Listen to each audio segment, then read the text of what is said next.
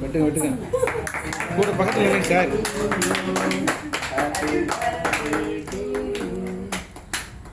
Happy birthday to you.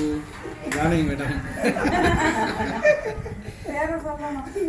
நீண்ட நீண்ட காலம் நீ நீடு வாழ வேண்டும், வானம் பூமியாகவும் நீ வளர்ந்து வாழ வேண்டும், அன்பு வேண்டும், அறிவு வேண்டும், பண்பு வேண்டும்.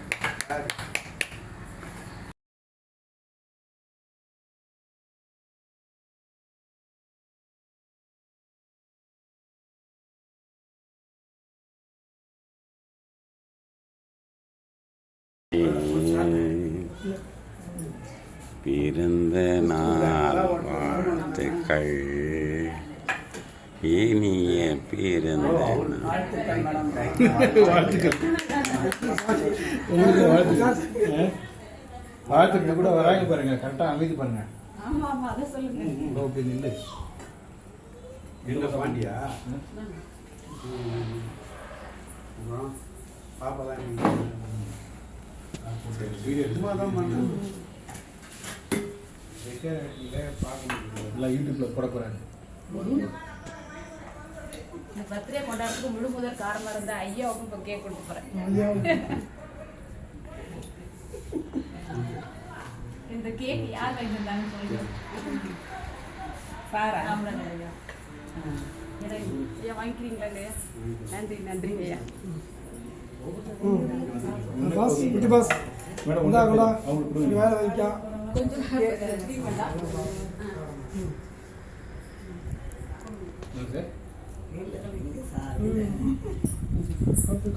இதுதான் ரொம்ப பெஸ்ட்.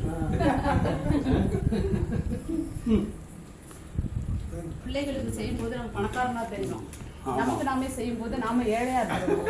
அந்த நிலைமை தான் நமக்குன்னு ஒன்று செய்யும் போது அப்படித்தான் தோணும். சாவி எடுத்துக்கணும் ரெண்டு பேரும். வீடியோ ஓகேவா? ரொம்ப நன்றி மேடம். எல்லாரும் நல்லா சந்தோஷமா சார் சொன்ன மாதிரி நாளைக்கு நான் வாங்கிங்க வந்து எல்லாமே டீச்சர். வணக்கம் டீச்சர். வணக்கம். மாலை வணக்கம். இன்று என்னுடைய பிறந்த நாள். என் வாழ்க்கையிலே மறக்க முடியாத ஒரு நாள். நான் பிறந்து வளர்ந்து இத்தனை ஆண்டுகளாக நான் கேக் வெட்டி என்னுடைய பிறந்தநாளை கொண்டாடியதே இல்லை. முதலாக இன்று காலை நான் பள்ளிக்கு என்னுடைய வகுப்பறைக்கு செல்லும் பொழுது என்னுடைய மாணவர்கள் எனக்கு ஆச்சரியமூட்டு வகையிலும் வியப்பூட்டு வகையிலும் ஒவ்வொரு வகுப்பிலும் எனக்காக கேக் வாங்கி வைத்து அம்மா வெட்டுங்கள் அம்மா என்று சொன்னதே என்னுடைய வாழ்க்கையில் மிக நெகிழ்ச்சியான ஒரு நாளாக இருந்தது. அது மட்டுமல்ல, அந்த நேரத்தில் எனக்கு வந்து இந்த பிள்ளைகிட்ட இவ்வளோ சம்பாரிச்சு வச்சிருக்குமா அப்படின்ற ஒரு எண்ணம் எனக்குள்ளே ஏற்பட்டது. இதில் 8ஆம் வகுப்பு மாணவர்கள் செஞ்ச விஷயம் வந்து என்னுடைய வாழ்க்கையில் மறக்க முடியாத ஒரு தருணமாக என்னுடைய புகைப்படம் அனைத்தையும் ஒன்றாக சேகரித்து அதை ஒரு முழு படமாக எனக்கு இந்த பரிசை அளித்தார்கள். எனக்கு கிடைக்க பெரியாத ஒரு அரிதான ஒரு பொக்கிஷமாக இதை நினைக்கிறேன். ஒவ்வொருத்தரும் ஒவ்வொரு மாணவனோட மனதிலும் நான் ஏதோ ஒரு இடத்தில் இருக்கிறேன் என்பது எனக்கு இந்த இடத்திலே தெரிகிறது. இன்னும் என்னுடைய கடமை என் பொறுப்பும் அதிகமாக இருக்கிறது என்றுதான் இந்த நாளில் நான் முடிவெடுத்துக் கொள்கிறேன். அதுபோல என்னுடைய ஆசான் காமராஜர் ஐயா அவர்களுக்கும் இந்த நாளை வந்து ஏன் எல்லா நாள் போல கொண்டு போறீங்க, கொஞ்சம் சிறப்பாக செய்யலாமே என்று எனக்கு ஒரு கேக்கோட வந்து என்னுடைய ஆசீர்வாதம் பண்ணது. என்னுடைய 50வது நாளை என்னுடைய வாழ்க்கையின் முதல் கட்டமாக நான் கேக் வெட்டி கொண்டாடி இருக்கிறேன். மிகவும் ஒரு அரிய தருணமாக நினைக்கிறேன். இதற்காக உதவிய என்னுடைய வளர்ச்சியின் முழுமுதற் காரணமாக இருக்கக்கூடிய என்னுடைய ஆசன காமராஜர் ஐயா அவர்களுக்கு என்னுடைய வாழ்த்துக்களையும் நன்றியும் தெரிவித்துக் கொள்கிறேன். என்னுடைய மாணவர்களுக்கும் அவர்கள் மனதில் ஏதோ ஒரு இடத்தில் நான் இருக்கிறேன் என்று நினைக்கும் பொழுது, நான் இத்தனை வருடமாக, அதாவது 26 ஆண்டுகளாக நான் ஆசிரியராக இருக்கிறேன். இதுவரையில் நான் என்ன செய்திருக்கிறேன், எத்தனை அவார்டு வாங்கியிருக்கிறேன், எத்தனை சர்டிஃபிகேட் வாங்கியிருக்கிறேன் அப்படின்னு சொல்கிறப்போ இந்த ஒரு ஃபோட்டோ எனக்கு சொல்லிடும் இது வரைக்கும் நான் எவ்வளோ சம்பாதிச்சு வச்சுருக்கேன், மாணவர்களின் மனதில் நான் எந்த அளவுக்கு இருக்கிறேன் என்பது இந்த ஒரு புகைப்படத்தின் மூலமாக என்னால் அறிந்து கொள்ள முடிகிறது. தொடர்ந்து என்னுடைய பணியை சீரும் சிறப்புமாக செய்வேன். என்னுடைய பேச முடியவில்லை, மகிழ்ச்சியான பாருங்க.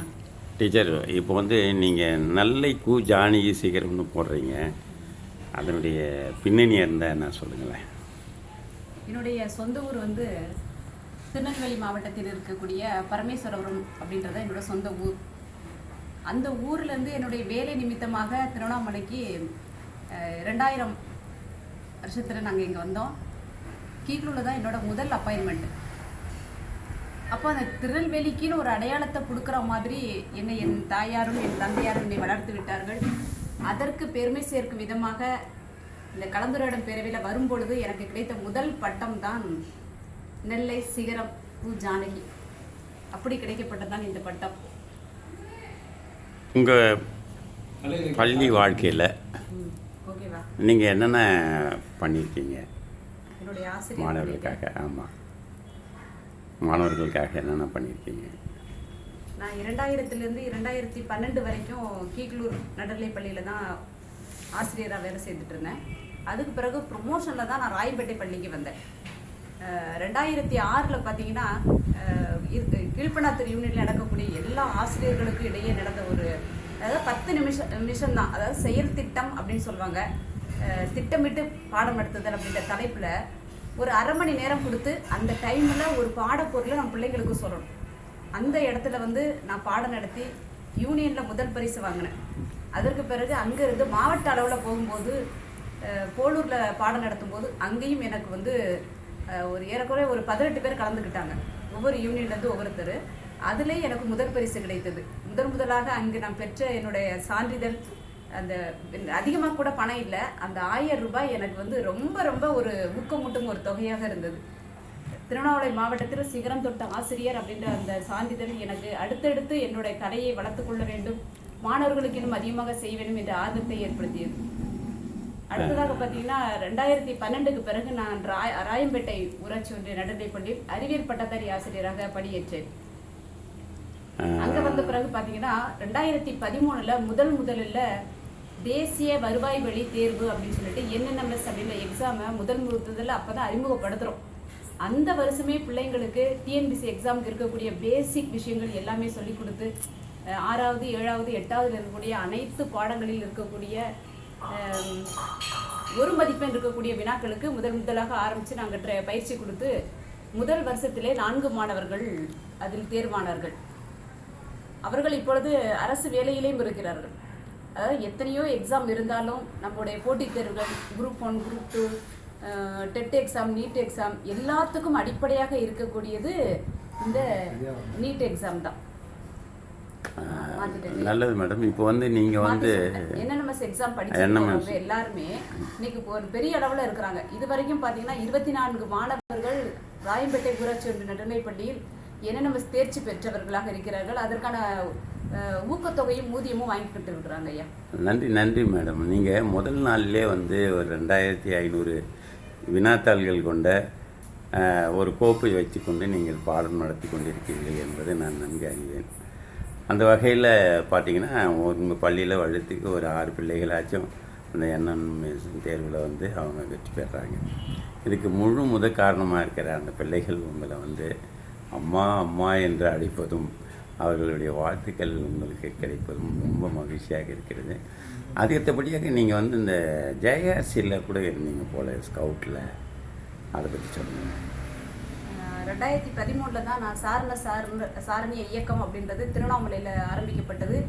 அந்த நேரத்தில் நானும் அங்கே வந்து அவங்களுக்கு வந்து கைட் கேப்டன் அப்படின்ற ஒரு பதவிக்கு நான் உள்ளே போகிறேன். அதில் வந்து 3 வகையான பயிற்சி இருக்குது. ஃபர்ஸ்ட் வந்து பேசிக் அப்படின்னு சொல்லுவாங்க, அதில் 7 நாள் பயிற்சி எடுக்கணும். அதுக்கடுத்து அட்வான்ஸ் அப்படின்ற ஒரு பயிற்சி இருக்குது, அது ஒரு 7 நாள் எடுக்கணும். அதுக்கு அடுத்ததாக உட் பேட்ச் அப்படின்னு சொல்லுவாங்க, ஹிமாலயன் ட்ரைனிங் அப்படின்ற ஒரு ட்ரைனிங் வந்து 7 நாள் நான் குன்னூரில் போய் அந்த சார்ந்த இயக்கத்தில் வந்து ஒரு பயிற்சி எடுத்துருக்குறேன். அந்த பயிற்சி எடுக்கும்போது பார்த்தீங்கன்னா நமக்கு வந்து முழுசாகவே ஒரு சின்ன ஒரு நாட்டில் இருந்து ஒரு டென்ட் எப்படி போகிறது வரைக்கும் பேசிக்கெல்லாம் எனக்கு சொல்லி கொடுத்தாங்க. நான் என்னெல்லாம் கற்றுக்கிட்டனோ எனக்கு தெரிஞ்ச விஷயங்கள் எல்லாமே என்னுடைய மாணவர்களுக்கு கொண்டு வந்து சேர்க்கணும் அப்படின்றதுல நான் ரொம்ப கவனமாக இருப்பேன். அதே மாதிரி சில இடங்களில் என்னுடைய மாணவர்களும் எனக்கு வந்து ஆசிரியராக இருந்திருக்கிறாங்க. இன்னைக்கு இருக்கக்கூடிய இந்த தொழில்நுட்பத்தில் கணினி பற்றி தெரியக்கூடிய விஷயங்கள் வந்து நான் ஃபஸ்ட்டு மாணவர்களுக்கு சொல்லி கொடுத்துருவேன். சில இடங்கள்ல அந்த மாணவர்கிட்டே நான் கேட்பேன், அப்போ நான் மறந்துட்டேன், அதுக்கு அடுத்து என்ன பண்ணணும் அப்படின்னு சொல்லும்போது சில இடங்கள் எனக்கு ஒரு ஆசிரியருக்கு ஒரு மாணவன் ஆசிரியனாக இருந்து சொல்லி கூட கொடுத்துருக்காங்க. அந்த அளவுக்கு ஒரு நெருக்கமான ஒரு உறவாக இருக்கும். இன்னும் கேட்டால் மாணவர் தோழியாக நிறைய இடத்துல இருந்துருக்குறேன். பெண் பிள்ளைகளுக்கு பார்த்தீங்கன்னா எனக்கு போக்சோ சட்டம் பற்றி சொல்லி கொடுக்கும்போதுலாம் ஒரு பெற்றோர்கிட்ட சொல்ல முடியாத விஷயங்களா கூட என் காதுக்கு வந்திருக்குது. அதில் அந்த 13 வயதில் வரக்கூடிய காதெல்லாம் கூட அந்த காதலை அவங்க வேற விதமாக கொண்டு போயிடக்கூடாது அப்படின்றதுக்காக அவங்கள வழிகாட்டு விதமாக அவங்க வேற ஒரு இடத்துல ஆர்வம் மூட்டி அவங்களுடைய மடைமாற்று விதமாக திருக்குறள் ஒப்பிக்க வைக்கிறது, அப்புறம் பேச்சு போட்டி, கட்டுரை போட்டி, இந்த மாதிரி விஷயங்கள் எல்லாம் அவர்களை ஈடுபடுத்தி அவங்க அதாவது படிக்கிற வயசுலேருந்து அவங்க தடமாறி போயிடக்கூடாதுன்றதில் முழு முயற்சியாக ஈடுபட்டு இருக்கிறேன். அடுத்து நானும் பார்த்தீங்கன்னா இப்போது 2019 கொரோனா காலம் ஆரம்பிக்கும் போது இருந்து என்னடா பண்ணலாம், இப்படியே சும்மா போயிட்டே இருக்குது அப்படின்னு சொல்லும்போது எங்களுடைய ஆசான் திருக்குறள் காமராஜர் ஐயா ஒரு வழிகாட்டுதல் எனக்கு பண்ணினார். என்னன்னு கேட்டிங்கன்னா, இணைய வழியாக எப்படி திருக்குறள் சொல்லிக் கொடுக்கலாம் அப்படின்னு சொல்லிட்டு என்னுடைய பள்ளி மாணவர்களுக்கு கூட 10 திருக்குறள் புத்தகம் கொடுத்து அதை நீங்கள் படிக்க வைங்க அப்படின்னு சொல்லியிருக்கிறாரு. அதுக்கு பிறகு நீங்கள் நல்லா பேசுகிறீங்க, உங்களால் பேச முடியுது அப்படின்னு சொல்லும்போது நான் இன்னும் பட்டிமன்றங்களை நான் பேசுகிறேன், பல பட்டிமன்றங்களை ஒருங்கிணைக்கிறேன். பள்ளிகளிலேயும் கல்லூரிகளிலும் படிக்கக்கூடிய மாணவர்களுக்கு வந்து தமிழில் ஆர்வம் இருக்க மாணவர்களை வந்து 1 மில்லியன் வியூஸ் அப்படின்ற ஒரு பட்டிமன்ற அதாவது குழு அதை ஆரம்பித்து அந்த யூடியூப் சேனல் வழியாக நிறைய பேருக்கு பயிற்சியும் கொடுத்துட்டு வரோம். மேடம், உங்களுக்கு வந்து நான் தெரிஞ்ச விஷயம் என்னன்னு கேட்டால், உங்களுக்கு உலகம் பூரா நண்பர்கள் இருக்காங்க, தோழிகள் இருக்காங்க, அவங்க எப்படி உங்களுக்கு கிடைச்சாங்க அப்படிங்கிறத கூட சொல்லுங்கள்.